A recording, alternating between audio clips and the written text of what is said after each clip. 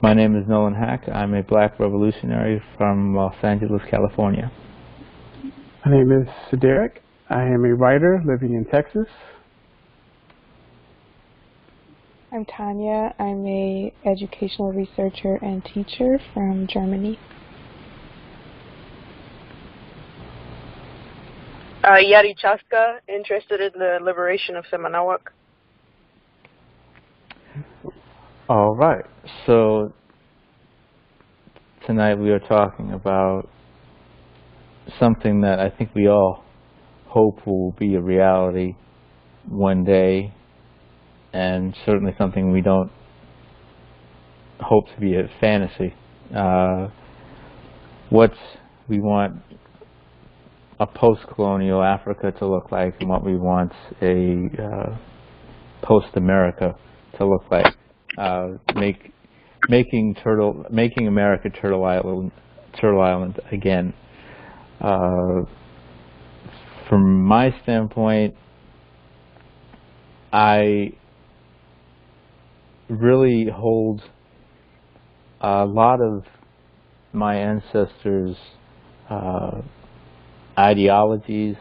I hold them dear because I can see how much more advanced they were, especially politically, than this capitalism in Western society, Europe, and North America, and even South America. South America is incredibly colonized as well. And we have, I think, another crux in that plan to get to that liberation is, well, we have two groups of people, black and indigenous. The black folks, we came from another country and continent, and then the native folks, they have all these 200 million white people all over America. So after America, how does that work? And then do we get reparations flowing to Africa? So hence why we're having this discussion. Anybody want to take it from there? I want to hear what Illari has to say. I could go first. So the total liberation of Semanawak would constitute the removal of all Europeans from our continent, because 500 years of squatting and stealing our resources every day has really been enough. How we would build a relationship to possibly help Africa, right? Because it was also destroyed by Europeans. I would say that as probably the two richest continents in the world, I don't see why we need anybody else. Venezuela has more oil than the Middle East. Mm-hmm. Like, why do we need anybody else, So if we could kind of like Marcus Garvey wanted to, if I recall correctly, he wanted ships. He's going to start a business, coming here between Africa and America. So we could possibly start that relationships where we actually start building our continent together, instead of other people practicing neo-colonialism, right? Because you got people from Russia going into so-called Latin America, and it's, I want to build a satellite base here and improve my infrastructure. And what do we get at the end? Nothing. We have people in China coming into Africa, and we'll build this real, do you really think they do these things to, help? No, it's like this big political power play game that they probably want to play things against the U.S., right? So we can start cutting that stuff off once, the process of decolonization is very long, right? Because it starts with the individual kind of almost like resetting everything you were taught. But in a way, it could be a possibility to kind of start putting barriers into people using neo-colonialism to continue the destruction of our continent. And like how Nolan mentioned that how South America is really colonized. You know, how many indigenous people are left in Brazil? Mm-hmm. Like like everybody thinks it's just America that's stolen. The whole continent is stolen.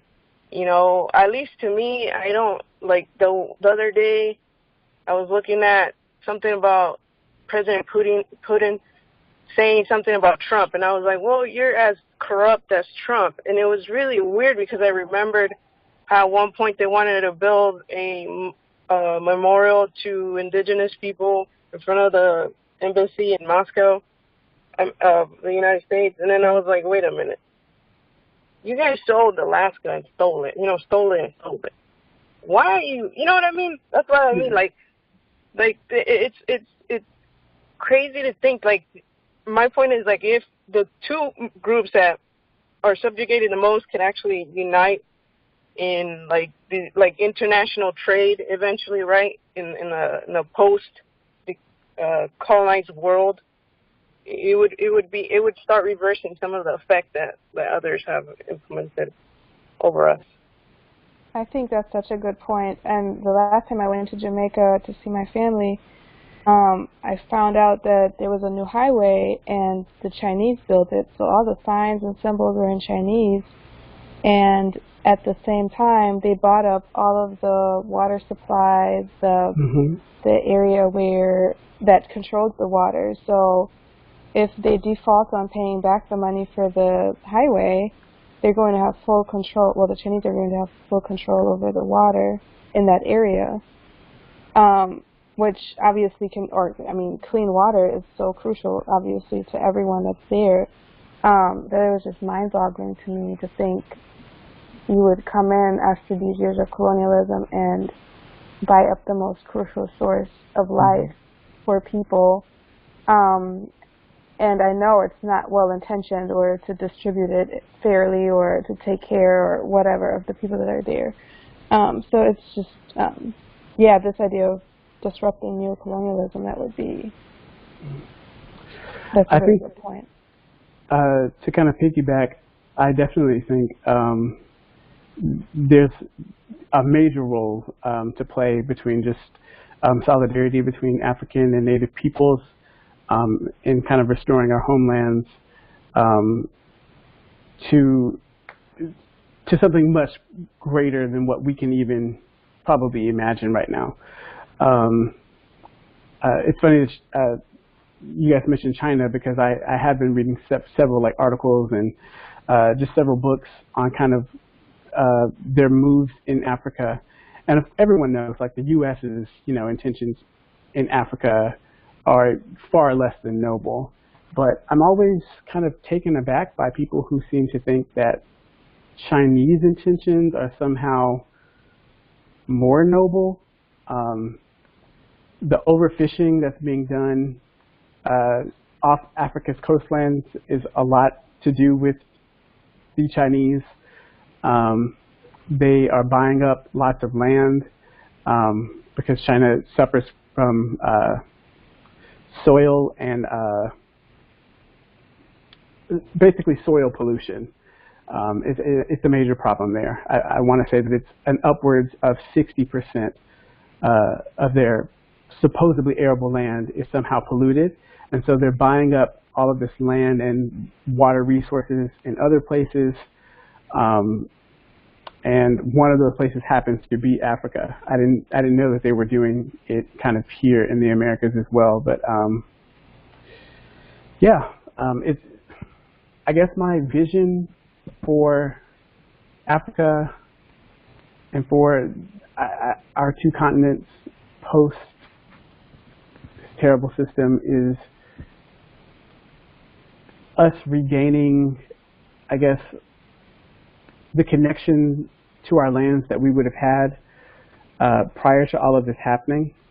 And not to say everybody has to go back to, where you were from in Africa or anything like that, because I do believe in, at least the tenets of Pan-Africanism. I want all Africans pretty much to be comfortable living with one another. But just being able to rediscover our indigeneity, reconnect with those old spiritualities, talk with native speakers. I think that's just going to be mind-blowing. It's hard for me to kind of even imagine, because it's like we've been here for so long, or we've been in this for so long. It's kind of hard to see the light at the end of the tunnel. Yeah. I know what you're saying, because a lot of the time, you know, for me, a liberated Temanawa does mean a deportation of all white people, or not white, but they're Europeans, right? Like, and then people say, like, how's that going to happen? How is that possible? You know, and it's interesting because Spain was at some point conquered by the Moors, right? Mm-hmm. Somehow for about 1,000 years. Somehow they were able, after 800 years, I think, they were able to kind of like, hey, we got Spain back. And it's like sometimes I imagine that it's like, well, we're at 500 and something or other, you know? Right. And like maybe we only hit 800 years or something. But yeah, it's something hard to imagine, but I always say, like, well, why not say it? Why not actually move towards that vision? Why is it that it's something we just have to it can't happen, you know? But I think that I recently started following some activists in South Africa, and I've been kind of just like noticing the things that they talk about, or, you know, the things that are of concern to them. And one of the major issues, or at least that I can pick up on, is kind of after apartheid ended, pretty much the white minority there kept all the best lands, still pretty much have a deadlock on the economy and all the best jobs. And so it's just interesting. I was thinking about Nelson Mandela, and I actually want to read a little bit more about him. I'm knowledgeable of him, but I want to understand more of his thinking. I think he didn't call for like the expulsion of Europeans at that time, at the end of apartheid, because you have to be concerned with how it looks, I guess, internationally, and especially at the time. I don't know how many people would have done business with South Africa if they had to start, you know, just throwing all the white people out, or, you know, just totally dispossess them. But it's been interesting to see how what was done was obviously not sufficient to restore anything like the natural balance there. You know, I want to say that white people in South Africa have an upwards of 70, 80, 90% of most of the, you know, high-paying jobs. They have most of the best lands, and they're a minority. They're like 8 or 9% or something. I can look it up, but it's nowhere. It's not even like here, where right now they are the majority. But they're not I don't think they're the majority if you include the whole continent, because the way I see it, it's like our whole continent, right? Like one nation, literally. Right. And they are like number-wise a minority, and like every day they're here. Like every day their presence keeps my people in collective poverty. Like they destroyed everything. They destroyed our culture. They destroyed our identity.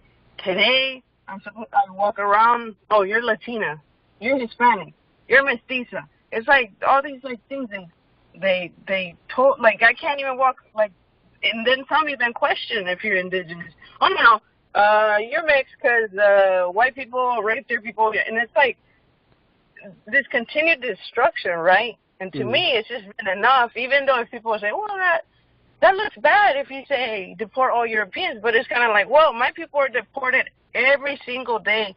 Mm-hmm. Every single day they're told where to go, what to do, where the borders are at. Every day they steal from us. It's just like, I don't think, I concluded that saying that is actually the most just thing you could actually say to them, that they need to go back to Europe, that they need to understand that their presence here shows that they're the most collectively immoral people to have ever existed on planet Earth. Because and it's like, even if they say, well, yeah, I agree to stolen land, then what are you doing here if you know that this is stolen land? I wouldn't stay in a home that I know my forefathers stole. It's just like, I don't know, I just analyze it that simply. And I've had a lot of the same thoughts. I would like to think that there would be people who would be interested in, because there are European descendants scattered throughout Africa. As well, I mean, Africa is a multi-racial, ethnic continent. So there are Europeans there. I would like to think that even when those old ways of doing things have passed away, that there would be people who would be interested in learning from the indigenous people there, learning those ways. But that's just got to come with the. I was just going to say, that's just got to come with like the understanding that your racial identity does not give you like the right to rule or like the right to, you know, decide what the law is, and that you would need to be integrating into, you know, the collective cultures that would be arising out of that liberation. So if there are people who are like that, I'm much more open to them, I guess, staying. In my heart of hearts, I really don't want to tell people where to go or that they have to do something, but I also don't want the continuation of what we have now. I understand, like, that's like something I could process and thought before, but then the thing is, like, it's been 500 years. I don't know how we can rehabilitate Europeans at this point. Honestly, it's like trying to rehabilitate a serial killer. Like, it can't happen, you know? Like, they're not, like, I'd rather not take a risk in, like, 2 or 3, I don't know. Like, you know, to me, it's like, what is the point? I think it's been enough. There's people that say, well, there are good Europeans, right? And, well, there are good indigenous people, but they get deported anyway. Like, how many people of my people are literally working, and they get raided, and just, we don't care about your 5-year-old that needs you. So what do I care that there's good Europeans? If there's only a few, obviously, because they're still, they say they inherited stolen land, and they can say, well, I didn't do that, I didn't murder your ancestors. But they keep creating laws that subjugate indigenous people. They keep it. They keep this, like, it's like they haven't stopped. It doesn't matter. You collectively have participated in the destruction of Semanawa. And I don't know, that's just like, it's kind of like how people always are like going on, I'm sure you've heard this, like how we need to organize and join hands with poor whites, and they're the working class, and they've had so much happen to them. And I'm not even trying to like discount that they've had a lot happen to them. We've all had a lot happen to us, and generally we get the worst end of things. Like generally, whatever negative thing is happening, our communities experience it to a degree that they could not even fathom. But they are kind of always kind of held up as like the standard for everyone. It's kind of like I was talking to a friend about whether or not we should, try to organize with them, and I basically said, since Bacon's Rebellion, since like this invention of like this quote unquote white identity, like they could have at any time chosen to work with us or to partner with us. They're poor. They're just as, well, not just as in the same manner that we are, but at least financially, they don't have a whole lot of incentive to be as beholden to this system as they are. But I do think that it's interesting to note that on the whole, folks are kind of just I don't want to say content, but I haven't seen any like major moves to like really go far. In fact, I can think of several like historical examples where political activists were trying to get poor whites to see that they should partner with poor African Americans. And a lot of the times they would not even want to be in the same room as, you know, black activists, or because A, they didn't like the idea of black people in politics. They were very, very insistent that we be kept at a certain station so that we could not compete with them for jobs, because that was kind of one of the enduring promises of whiteness, is that they would kind of always be like a step above us.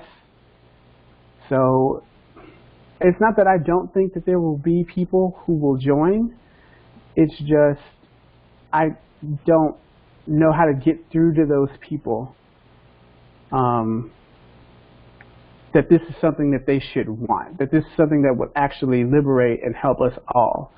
And I don't think that it's really our responsibility, particularly like as black and native peoples, to like try to convince them at this point. No, I agree with that. In fact, I got to the point in my work, I just said to myself, I'm not seeking out any white folks for projects or actions or what have you. If white folks come to me and they check out after you vet them, okay, that's cool. There are white allies, legitimate white allies. There are very few and far between. And with the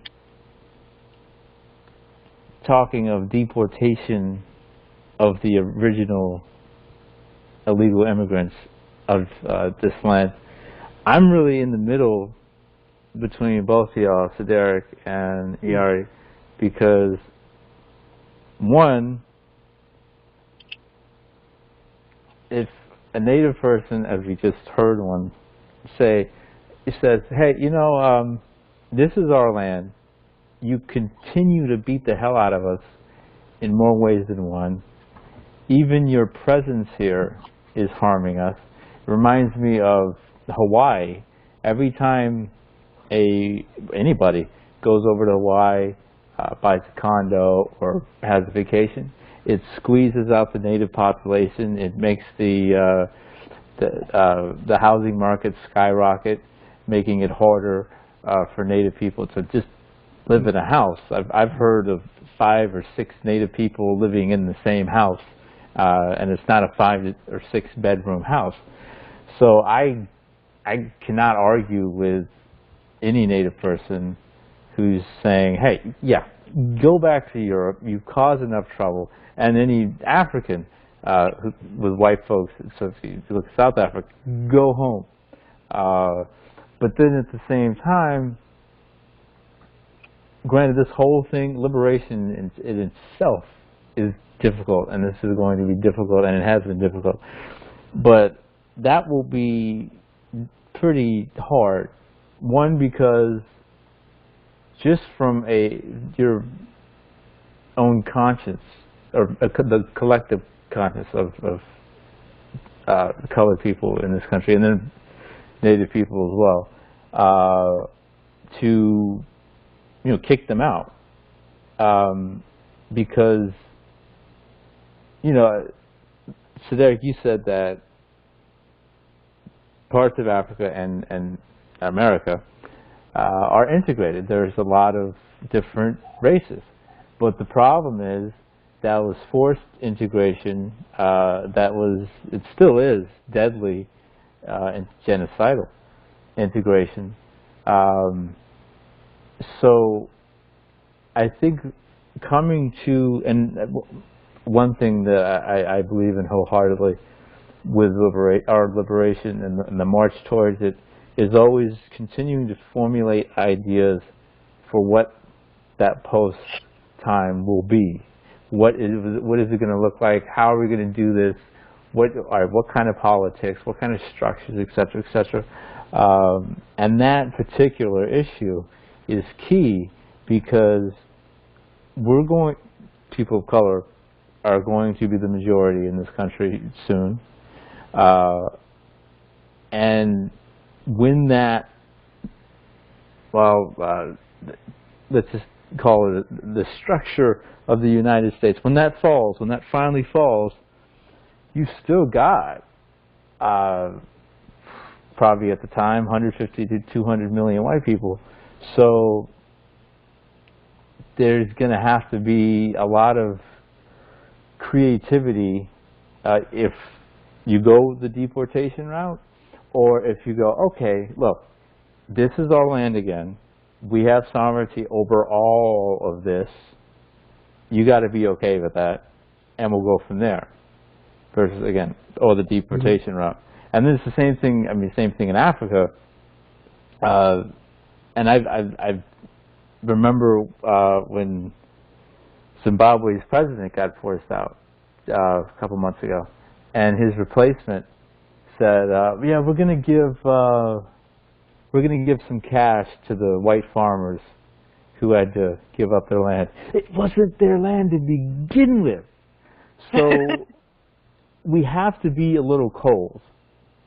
Like, I think we have to be a little cold to some degree, because let's face it, you said it perfectly. Their presence here kills us. It's been killing us for over 5 centuries. And I don't mean to interrupt you. I don't know if you saw Will, who we both, I know, follow on Twitter. He had a thread once, and I can't find it. I should have. But he's basically talking about who do they become, or who do white people become post the white identity. So I think a lot of the things that we're talking about really, more than anything, they require that kind of like the destruction of the white identity as this invented class. Europeans didn't identify as such prior to coming over here. They identified mostly ethnically. That's something that's come about since they came to the New World. So one of the things that's like inherent to this white identity is that in the hierarchy, they're kind of sitting up here, and then all of us, you know, we form like the lower rungs on the ladder. So it's like, who do they become, or who are they without that identity? Black people, as much as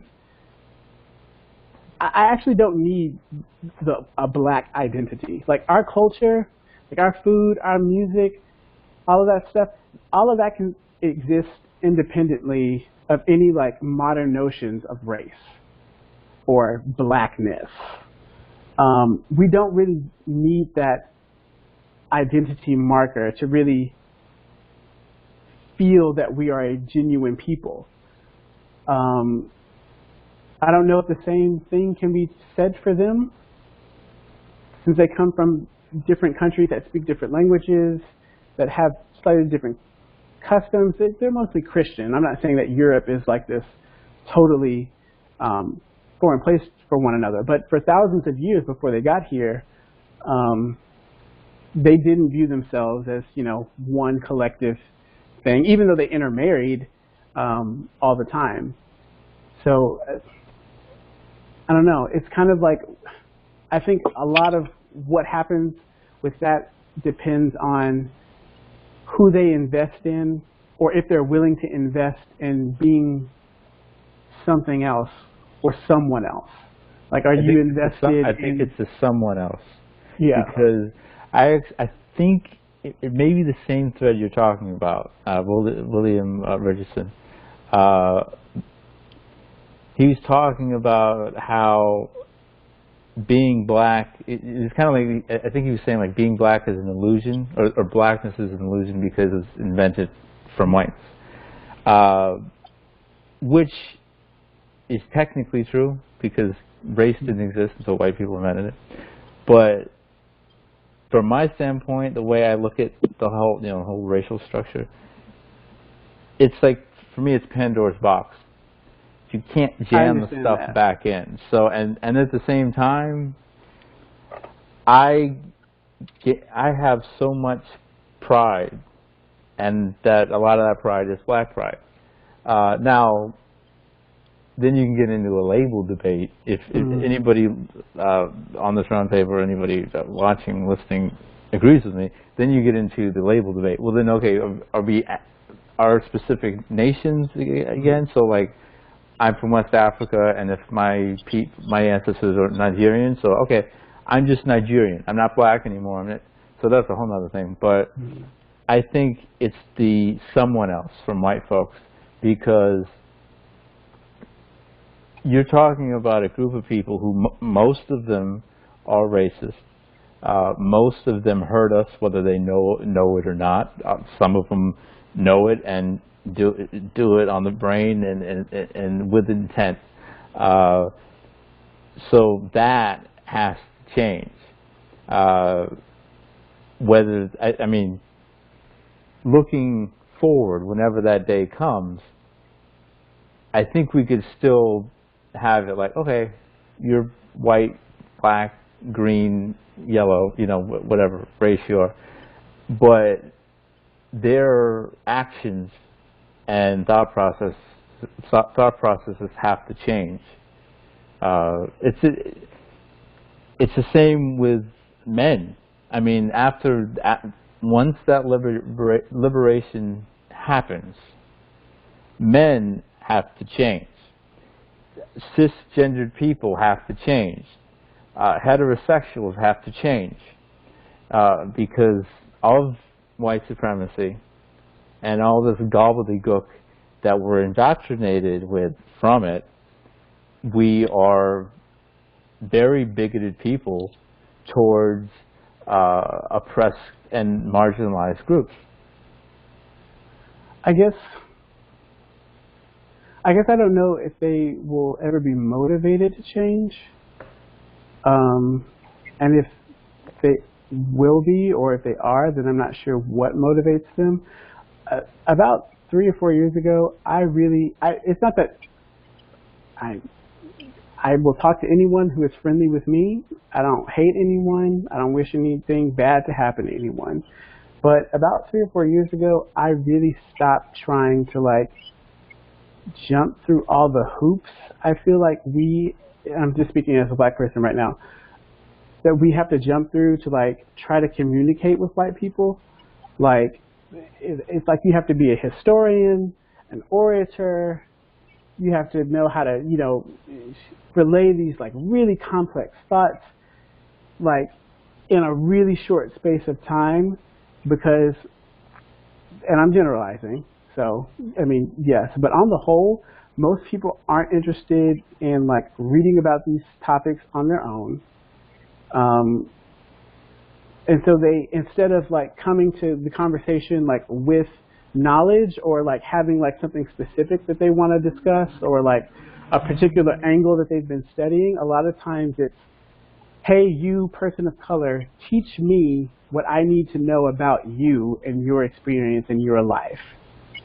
And it's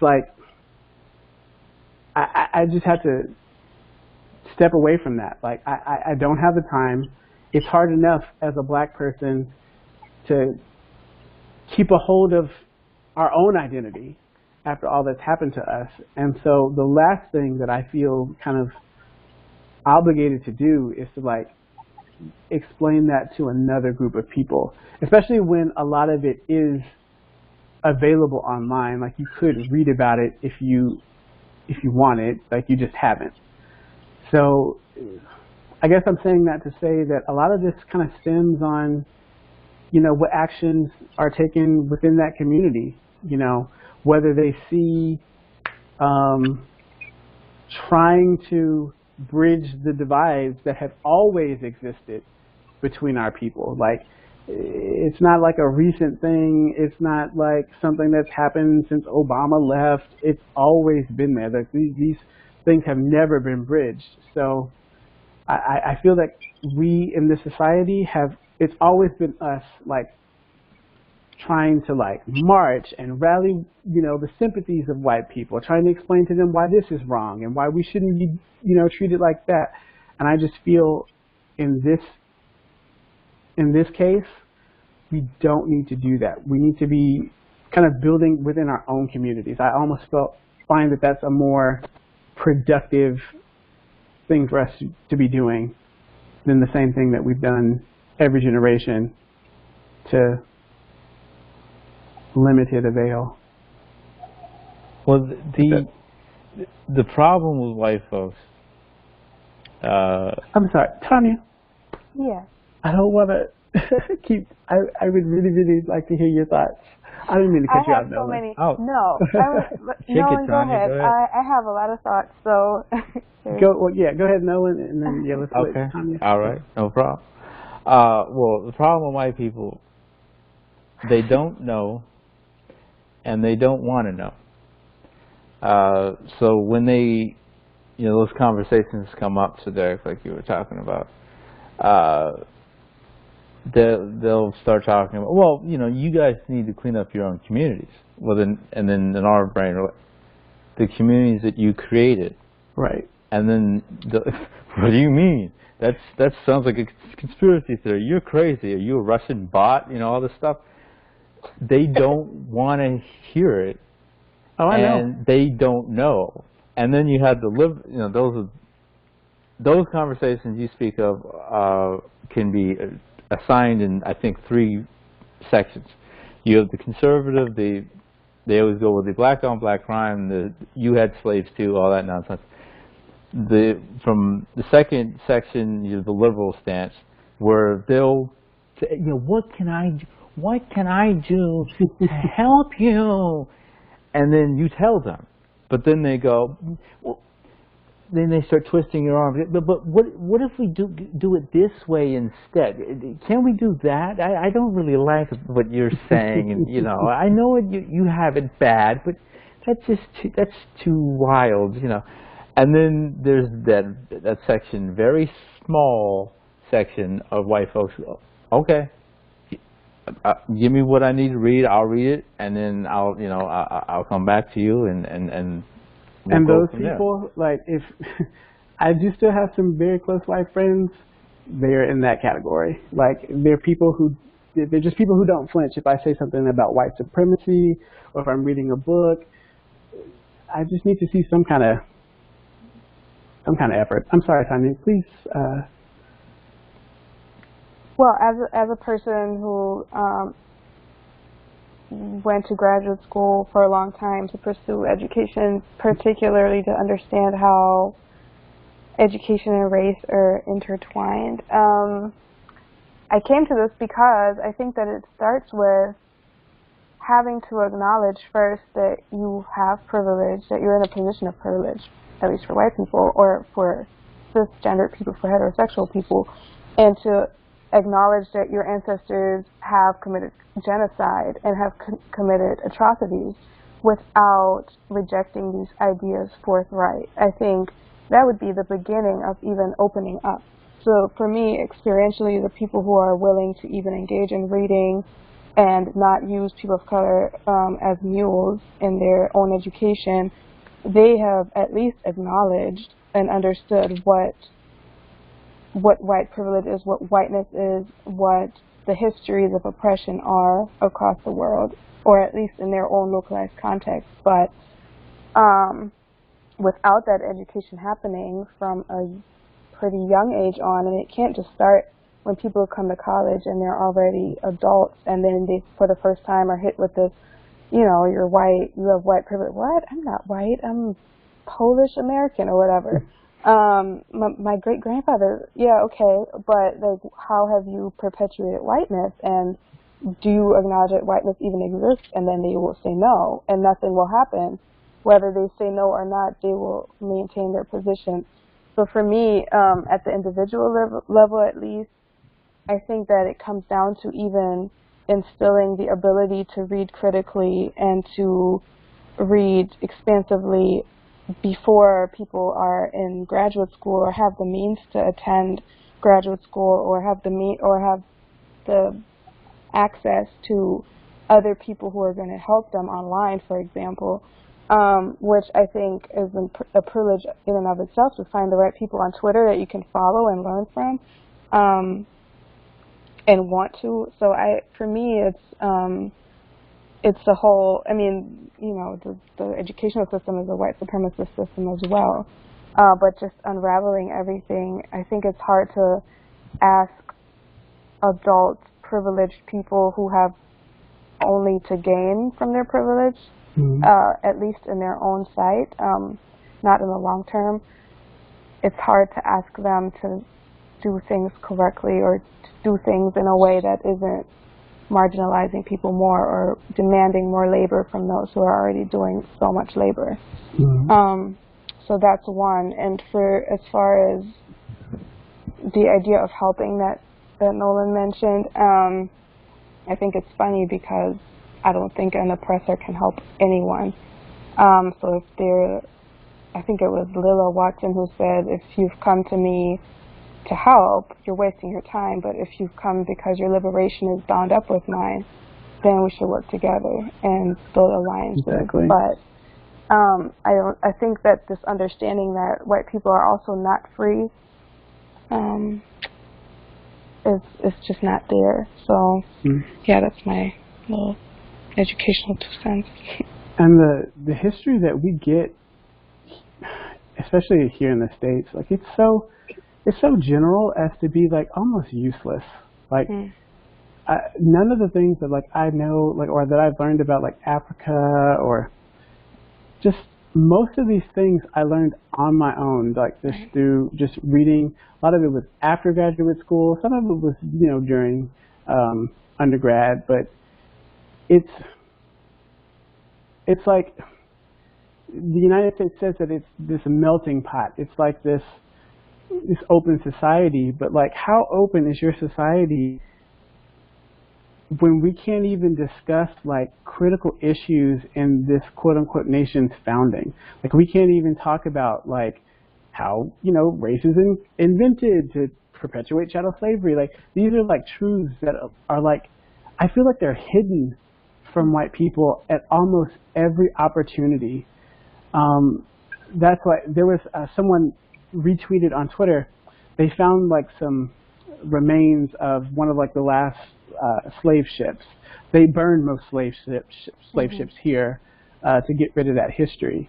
And the article had something in the article was like carriers of people or something like that. Human cargo. Yeah, human cargo. There it is. There it is. Human cargo. Instead, like all these euphemisms and all of these like intellectual like twists and turns that like we have to go through just to keep from like having certain conversations. It's ridiculous. Oh, it's made that, I mean, and Tanja, you probably know this better than any of us. It's made that way. I wouldn't even give it that much credit to say it's very general. It's below general because just the simple facts of like you said, the founding of this country are completely wiped off the table. And then, you know, going from 1776 to now, it's the same thing. I, like you and so many of us, I had to do my own educating on my own. And I got private school when I was growing up. We have to, our educational labor for ourselves is off the charts. Because one, we have to unlearn and then learn all this stuff pertaining to our history and the land that we stand on. That is not ours. That was stolen from somebody else. And then, like has been said before tonight, we are asked to educate all of these white people, which is just absolutely exhausting, on top of exhausting.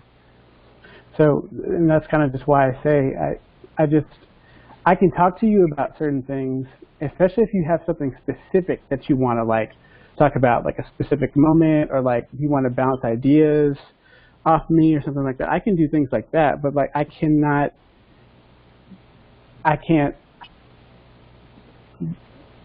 go over 500 years with you and like reasonably be able to like even begin to quantify like what our experience has been. And there are other things that we as Black people have to focus on for ourselves. You know, learning how do we grapple with being like a stolen people on stolen lands, something Will also says. How do we begin to educate ourselves on like the inner workings of settler colonialism? And like, there's so much work that we have to do. It's like I don't have the time.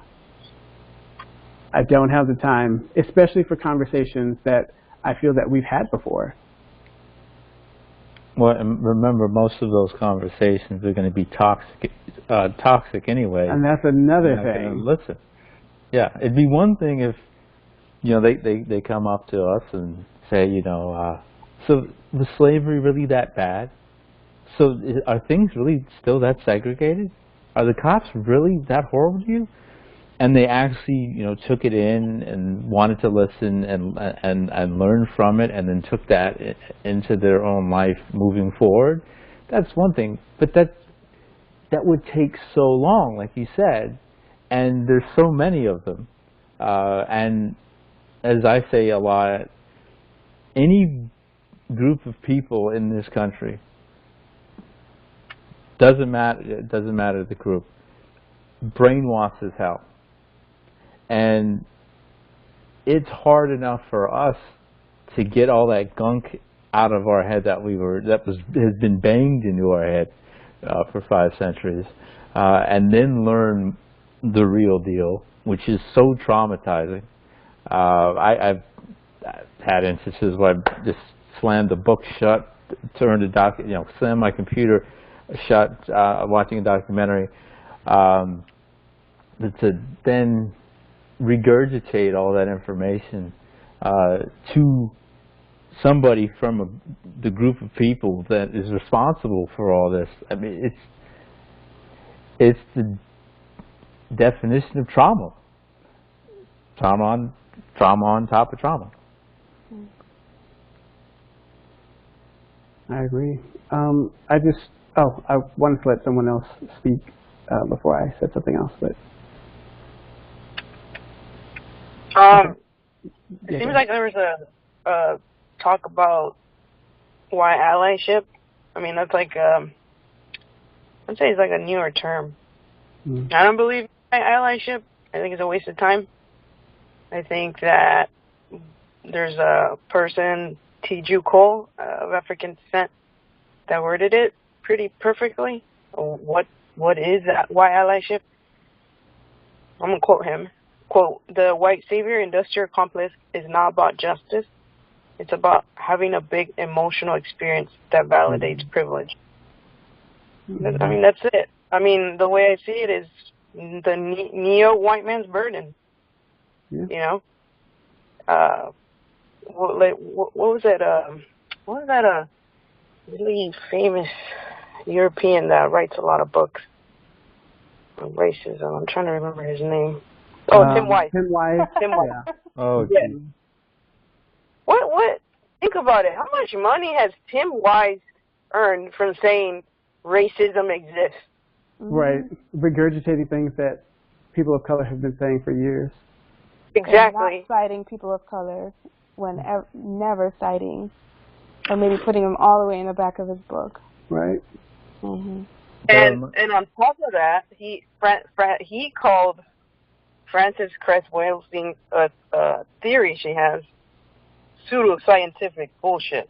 And I thought, wait a minute, this is a guy that runs around with the good guy badge everywhere. And he called the African woman's work pseudoscientific bullshit when in reality all it's saying is that white people are afraid of genetic annihilation. How is that far-fetched? It is true. one of the versions of genetic white annihilation is called white flight. Don't white people leave a neighborhood once there's one too many person of color in the neighborhood? Not only do they do that, this country has a long history of vigilante white violence when the white population gets antsy about like the demographics.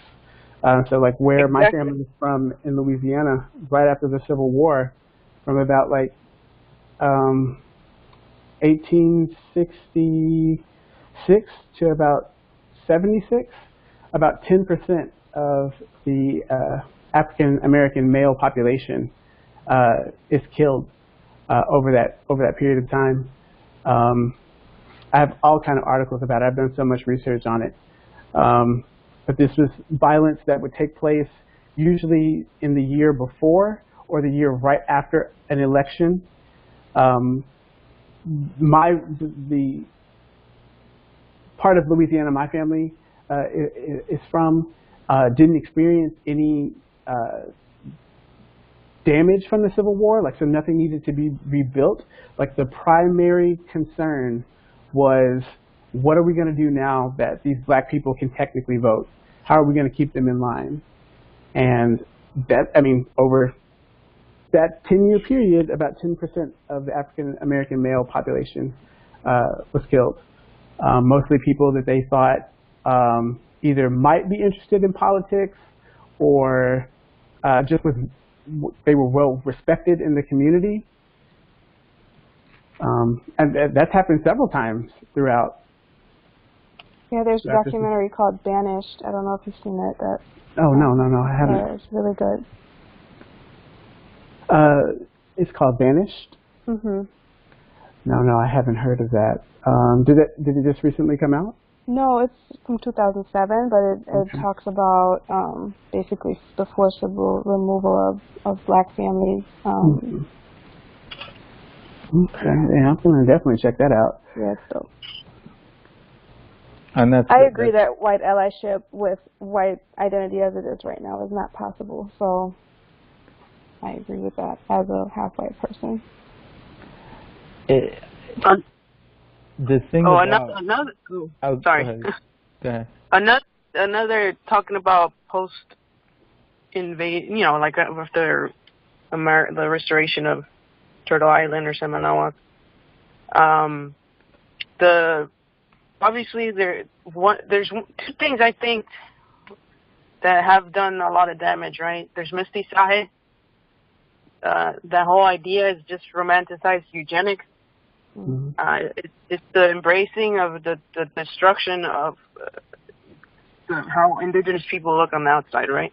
Mm-hmm. And then two, then there's Christianity. So to liberate Seminole, there has to be a total removal of Christianity from the land.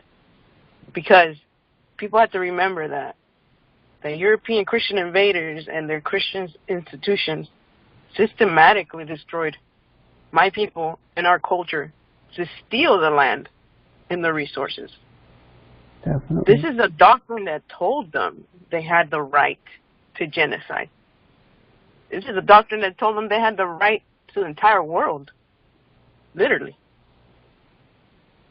I mean, and not white or Christian. Speaking as white people after the doctrine of discovery, anybody who's not white or Christian is up for grabs. You can take their land, you can kill them. It's all legal under the Catholic Church and Christianity. You're yes. Absolutely right. Yeah, so we would have to totally ban the Bible, and Christianity from the continent. Because it's one point, right? The historical foundation, right, of the destruction. Then there's the other part where, at least I think, that believing in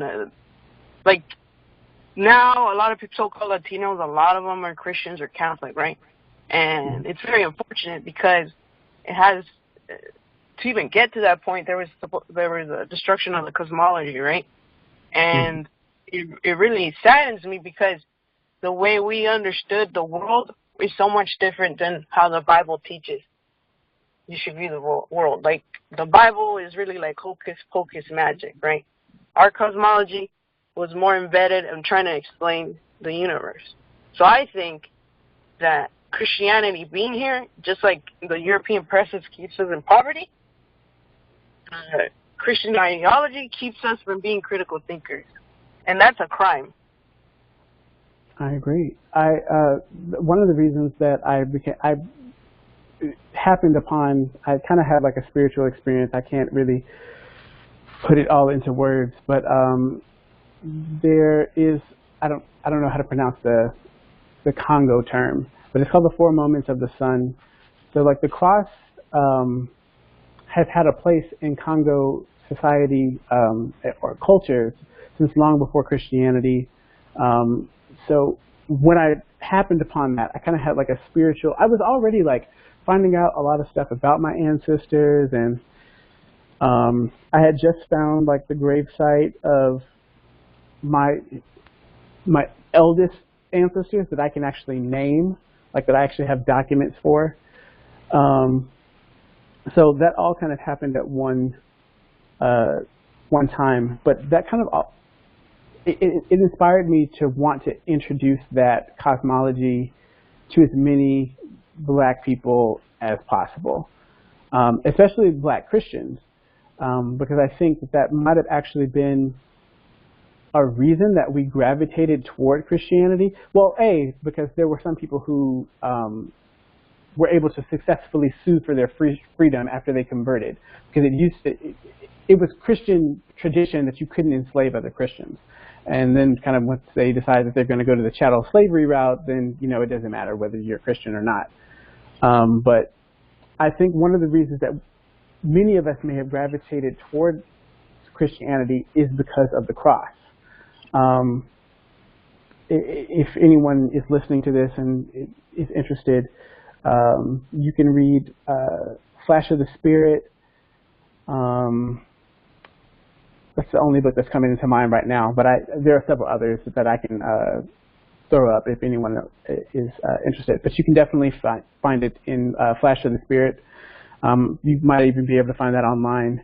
But yeah, so I've been trying to use that, or the cross as a symbol, as a means of connecting people back to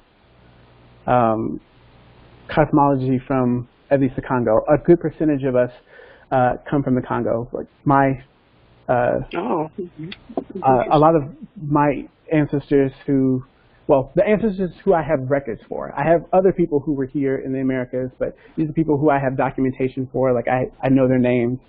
Before they came to Louisiana, they were in South Carolina for God knows how long. And we've been in Louisiana since at least the 1850s. But yeah, a lot of the people who came to South Carolina were from the Congo. So like you were saying, basically a reintroduction of our cosmologies would be part of the restoration process of Seminole in Africa. Yeah. And I would have to agree that that would be basically, we would need to create educational institutions that would pretty much teach us from the ground up. We would have to like literally restart and teach how that everything that we were taught is incorrect. Like literally. I think that's true. Getting salvaging as much information, documentation, and remains from both of our lands, and going through it and putting it together, and then teaching it back to the rest of us. But you guys brought up Tim Wise, and it reminded me of Maureen O'Hara, because with the Me Too movement centering around sadly mostly white women, a lot of people on Twitter and in the entertainment industry, they came out with like old articles and old things that she had said when she was alive about calling out sexism when she was acting in Hollywood during the 40s and 50s, and it's like, Black and Native women have been screaming at the top of their lungs since y'all came over here and y'all came over to Africa. And as a matter of fact, Maureen O'Hara's boyfriend, one of her boyfriends, was John Wayne. John Wayne was an admitted white supremacist. So the heroes that white people have so often, most of the time, are some of the people who have done the most terrible things to us. They have beat us into the ground verbally or physically, mentally, you name it. Yet, John Wayne Airport is about 30 minutes from where I am right now. Washington, D.C., Jefferson City, Missouri, Jackson, Mississippi, et cetera, et cetera, et cetera. So that whole, like you guys are saying, all this ideology, all this half-baked, not even half-baked, just all this fallacy of history and social studies and our current reality, get rid of all of it and put the actual facts on the table and go from there. I had a conversation with a gentleman online once, and I was telling him that if you're going to have Confederate statues, you might as well have statues of like Dr. What's his name? Mengele? Yeah. Yeah. Goebbels, Hitler. Yeah, Goebbels. Have them all. And he was like, well, do you think that about the founders as well? And I was like, yeah. And he was like, well, why? And it wasn't that he asked me why. It was just, I think he proved something that I had only really suspected, which is that white people really don't spend any time thinking about like our experiences. Or really even like the philosophies and like the interconnectedness of like the racism that started with Jefferson and his generation and that they perpetuate. Like, it's really no different than Hitler's. Well, Hitler stole a lot of American ideology. The concentration camps came from the native reservations. He said in Mein Kampf, America shows what Aryan purity can truly be, or something like that. I'm paraphrasing. I mean, one of his favorite games as a kid was cowboys and quote-unquote Indians. It's hypocritical, like you said, it's hypocritical for an American to go, man, it's George Washington, I love that guy. Okay, well then say the same thing about Hitler, Pol Pot, Caligula. Erykah Badu. Yeah. So that's the one thing about that crazy Erykah Badu statement. If she had phrased it so as to not be trying to talk about something good about Hitler, but trying to, I oftentimes do try to get people to see that like the quote-unquote evil that Hitler, not quote-unquote, it is evil. The evil that Hitler committed is like the child of kind of what Jefferson and all of those, practitioners of eugenicist thought, Harvard, all of the Ivy League schools, they were leaders in eugenicist thought for a long time. There's a picture of a Nazi rally. It's happening, I want to say it's in New York. It looks like it's in New York, but it's in like the 1930s. So it's like maybe a couple years before we get into World War II. But they were having rallies here. Like, And that was considered science, and accurate science, and the standard of knowledge at the time, and all of those things. But at the same time, I wish she hadn't said any of that stuff. Honestly, I heard people talking about it, and I remember when she had talked about young girls and how they dress and how it's like their fault. So I don't want to know. I don't know about what she said this time. Her music's great. That's what I mean. That's what I thought. All-time favorite, and so, but at the same time, she is like a lot of people from, I don't know, is she like Generation X? What generation is she? She's like, she's in her 40s. I put her, I think that's Generation. I know a lot of Generation Xers who have like very problematic ideas like that, or who just say, I remember she said something about, oh, well, young girls have to realize that, men are attracted to young girls, and so they have to cover up or something like that. And I was just like, again, that's science. Yeah, I was like, that is something that I am not surprised to hear from someone of your age. That goes to the point of, we have to get rid of, that post-liberation, we have to get rid of all this nonsense.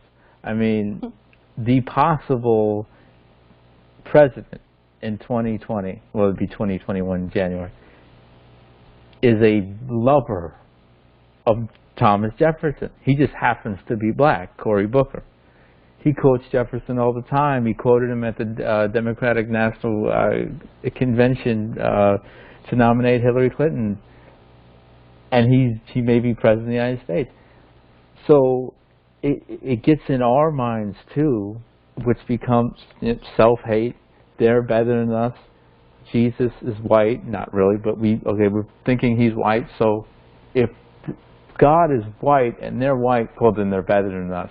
So you said get rid of that hokum white Christianity. Get rid of all this stuff, because it's untrue, but then also it's very harmful. And to white people as well. There are white people who are collateral damage to white supremacy, whether they're fighting with us or not, and they're just living their everyday lives. Of course. I think that it's I think that Confederate statues are psychologically damaging to particularly black youth, but black people in general living in this country. People go on and on about like history and yada yada yada, but most Americans don't know anything about history. The American statues as well. Yeah, those two. But in particular, I'm thinking about, because there's a Jefferson Davis statue on UT's campus, which is my alma mater, and this is supposed to be like a bastion of liberalism. I actually skipped my graduation. Well, it got rained out, so I was going to skip my graduation because of that statue, but my family pressured me. But it got rained out, so I still got my way.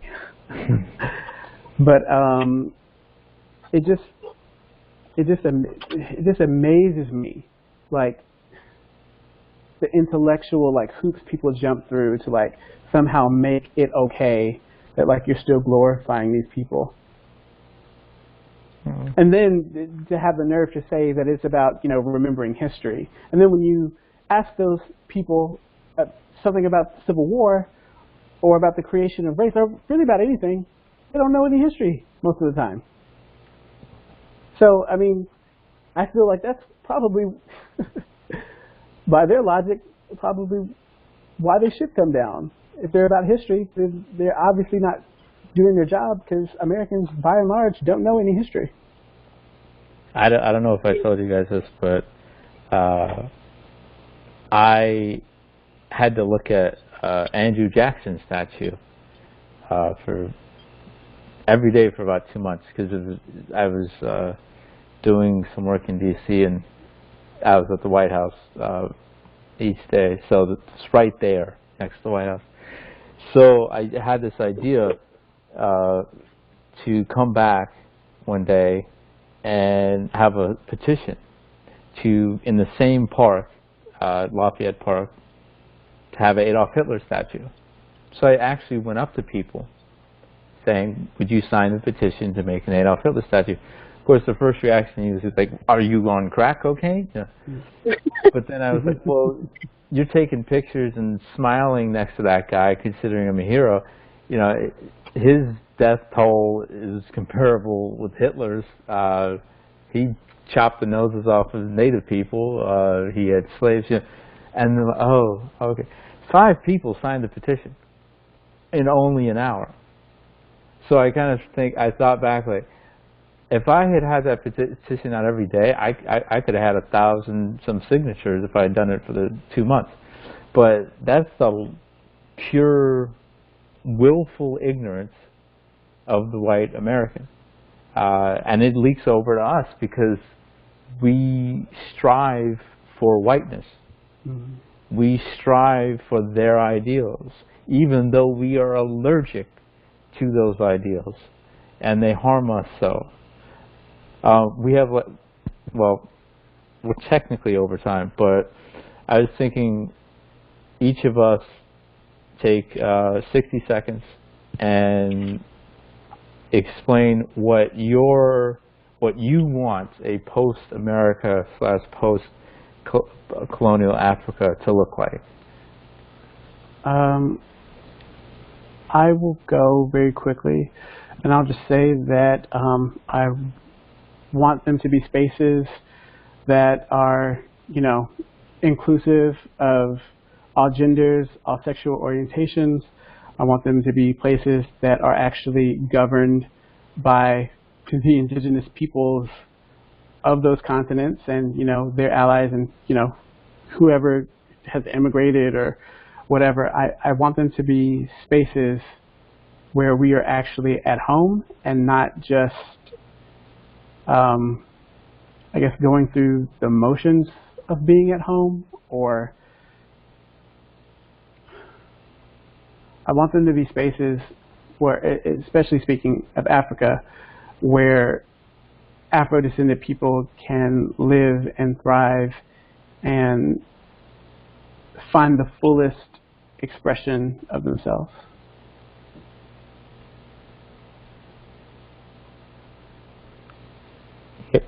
Tanja, Illari?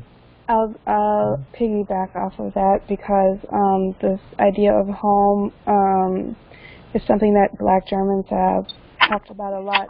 We have this concept that's called stranger in our own country, mm-hmm. In the Black German movements. And in my ideal world, I personally don't care which continent I am on.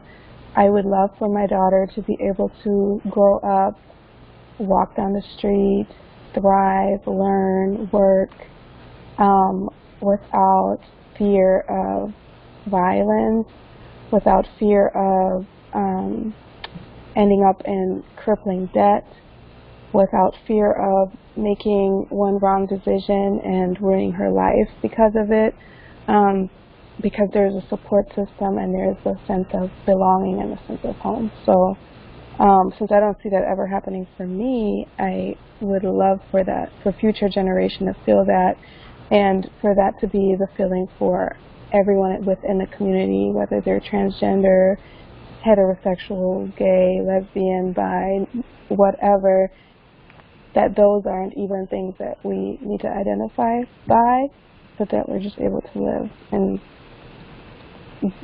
thrive. Amen. For myself, there would be no European presence in Semanawak, no more European artificial borders. Nobody speaks English or Spanish anymore. We speak our indigenous languages. We're the owners of all the food on Semanawak. We collectively work together as one people and one indigenous people. Christianity does not exist anymore. We would be a people every day striving to be, again, the geniuses that existed on this continent. We strive every day to be the geniuses that invented the concept of zero at least 1,000 years before the old world. We become the people that engineered maize, we become that people that every day we're trying to learn our cosmology, to be critical thinkers, again, to be a people that are full of indigenous pride, and we would look back at the 500-year destruction of Seminawak as one of the darkest ages we ever went through as indigenous people. Amen. I felt that in my. I don't know how I'm going to follow that, but in Africa, I would want to have Black African influence again, to be in control of our own lives, our own lands, our own political structures, instead of having strings attached to us that are controlled and connected to white power. I would want Native people to have dominion over their own land again, have their own sovereignty in this space that we are all on right now, that is still should be called Turtle Island. I would certainly want an advanced, updated version of Native and African ideologies and ideals, especially within our own specific communities, wherever in Africa or on Turtle Island, having matriarchies again, and not being, as most men, Black and Native men included, be so allergic to the thought of that, but it was the case back in the day for many of us. I want us to be us again. I want us to be us again. And what Tanja said about being, basically, I think you were just saying to be free, not having to go outside and be worried about 100 different things simply because I'm still Black. I want us to be us again. I want us to be us again, and us to be free again.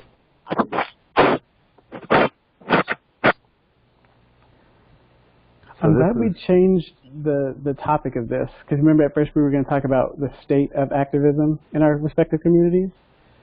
This was very, very forward-looking, and it's very inspiring. I mean, all of our chats. I enjoy all of our chats, but this is a really good roundtable, guys, I think.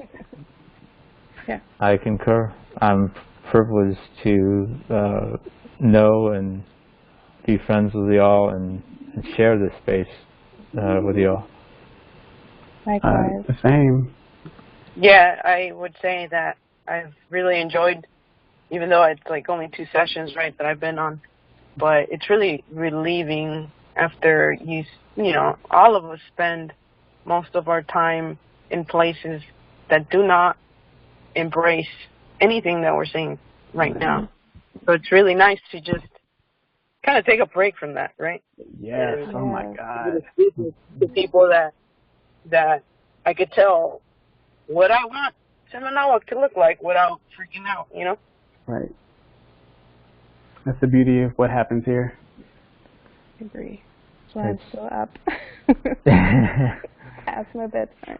I always forget about that East Coast, West Coast thing, even when I'm on the East Coast.